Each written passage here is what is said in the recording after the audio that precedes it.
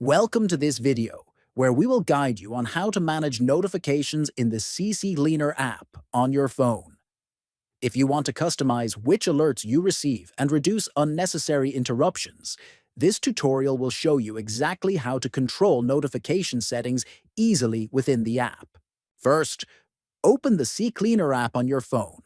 Once the app is open, look for the three-line menu icon at the top right and tap on it. Next, scroll down the menu until you find the Settings option and select it. After that, find and select the Notifications section where you will see different categories of notifications, such as junk cleaning, applications, photos, and other files. Then, tap on any category you want to manage. Inside each category, you will see the types of notifications available. Simply toggle off any notifications that you no longer want to receive.